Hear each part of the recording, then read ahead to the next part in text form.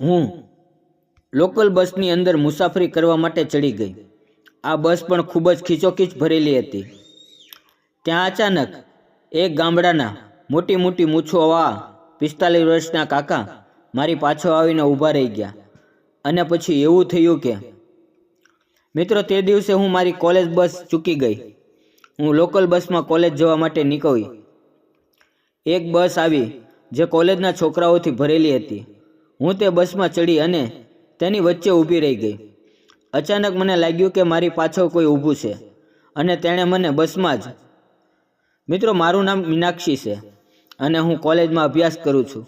મારે પરેશ નામનો ભાઈ છે। પરેશ કોલેજમાં અભ્યાસ કરે છે। મારા માતા પિતા ખાનગી સ્કૂલમાં નોકરી કરે છે।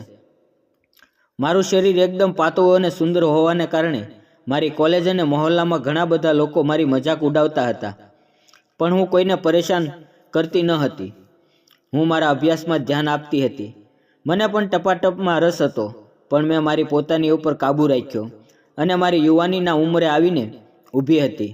હવે દિવસને દિવસે મને આનંદ કરવાનું મન થતું હતું। હું મારા કંપાસમાં મારા હાથની આંગળી મૂકીને મારું કામ કરતી હતી। મારા બધા મિત્રોને પોતાના બોયફ્રેન્ડ હતા, પરંતુ મેં કોઈની સાથે દોસ્તી કરી ન હતી, જેનું પરિણામ આજે હું ભોગવી રહી હતી। હું રોજ બસમાં સ્કૂલે જતી। ઘણી વખત મને સ્કૂલે જવામાં મોડું થતું અને હું સ્કૂલ બસ ચૂકી જતી, તો મારે સ્થાનિક લોકલ બસ દ્વારા ઘરે આવવું પડતું। આજે પણ ખૂબ જ ભરેલી હતી અને એમાં મારા ભાઈની કોલેજના છોકરાઓ બેઠા હતા। મારો ભાઈ પણ ઘણીવાર તે જ બસમાં બેસતો। એ બસની અંદર રોજ ખૂબ જ ભીડ રહેતી હતી। ઘણી વખત ભીડનો ફાયદો ઉઠાવીને છોકરાઓ મારી મશ્કરી કરતા। મને તેનો આનંદ આવતો। મેં ક્યારે પણ તેનો વિરોધ ન કર્યો।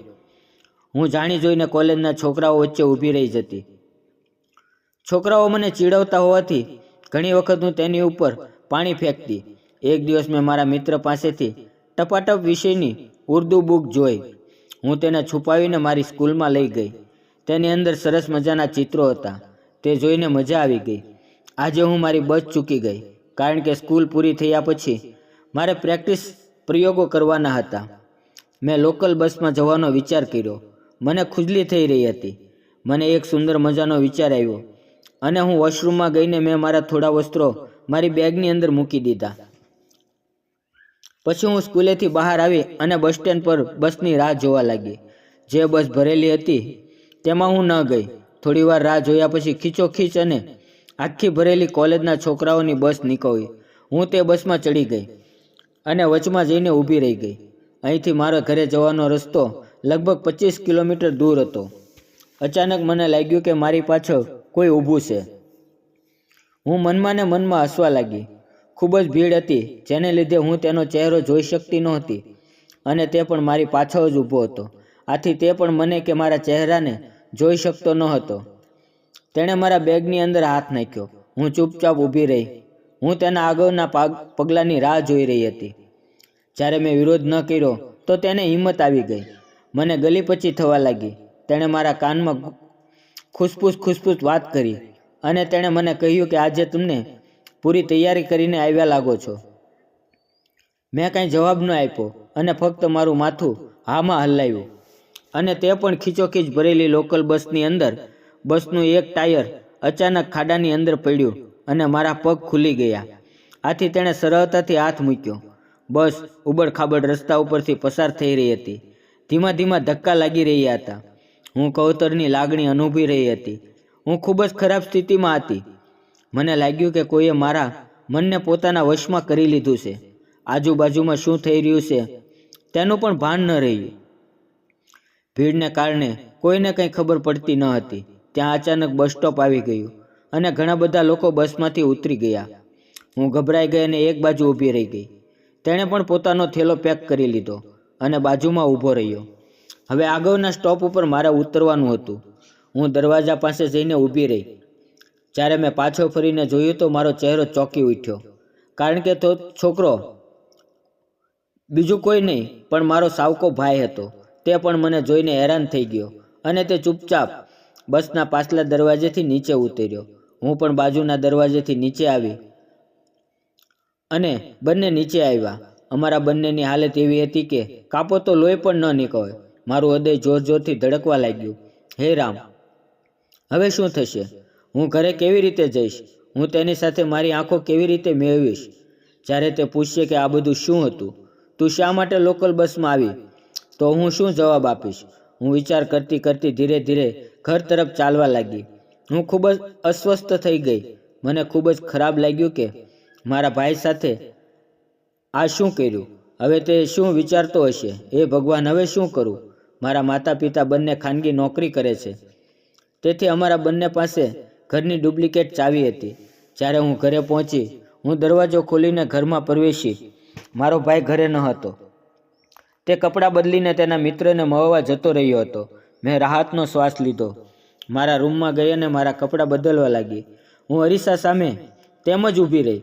મેં જોયું કે મારા ભાઈની બોટલનું પાણી મારા પગ સુધી વહી ગયું હતું અને તે સુકાઈ પણ ગયું હતું. મેં મારા આખા શરીર તરફ જોયું. હું ખૂબ જ સુંદર હતી. બસમાં બનેલો બનાવ ફરી યાદ કરીને હું હેરાન થવા લાગી. ઘરનો દરવાજો બંધ કરેલો હતો અને કોઈના આવવાનો ડર ન હતો. હું શાંતિથી મારા રૂમમાં સૂઈ ગઈ. મને મારી જાત પર ખૂબ જ શરમ આવી. મારો જીવ આમથી તેમ ભટકતો હતો.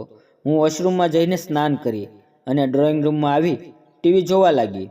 હું એવું ઈચ્છતી હતી કે ભાઈ આવે અને અમે ઘણી બધી વાત કરીએ. લગભગ રાતના 11 વાગ્યાની આસપાસ મારો ભાઈ આવ્યો.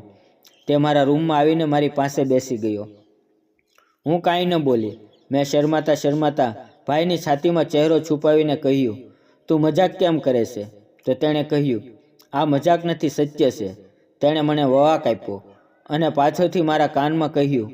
મેં કહ્યું, ના ભાઈ, આમ ના કરો, મને ખૂબ દુઃખ થશે. તો તે કહેવા લાગ્યો, તું જરાય ડરીશ નહીં, હું તારી સાથે છું. તેના કહેવાથી મારી અંદર પણ હિંમત અને આત્મવિશ્વાસ આવી ગયો.